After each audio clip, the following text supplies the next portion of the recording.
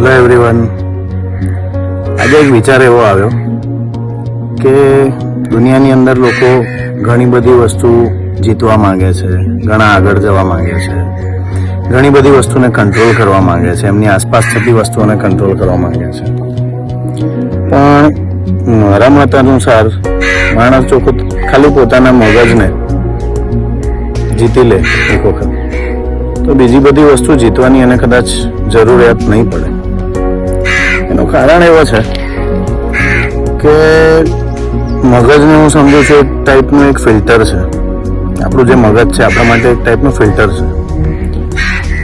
તમે જે બી કંઈક ડિસાઈડ કરો છો, મગજને જે કંઈક આપણને જે કંઈક લાગે છે, જે કંઈ વિચારો આવે છે, એનું ફિલ્ટર ક્યાંથી થાય છે? આપણા મગજમાંથી. તમારા માટે સારું શું છે, તમારા માટે ખરાબ શું છે, તમારે શું કરવું જોઈએ, શું નહીં કરવું જોઈએ, કયા કામ તમે કરી શકો, કયા કામ કરવામાં અટકવું જોઈએ, એ બધું તમને ફિલ્ટર ક્યાંથી થાય છે? કદાચ અહીંયાથી, મગજમાંથી. તમને ખબર છે દૂધ ગાળવાની ગળણી હોય કે પાણીની કે કોઈ પણ ફિલ્ટર લઈ લો, એને પણ સાફ સફાઈની જરૂર હોય છે.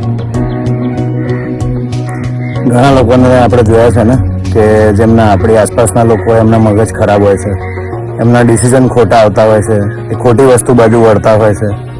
એનું એક કારણ છે, એ લોકો છે ને ટાઈમ ટુ ટાઈમ પોતાના મગજને, આ ફિલ્ટરને સાફ નથી કરતા હોતા.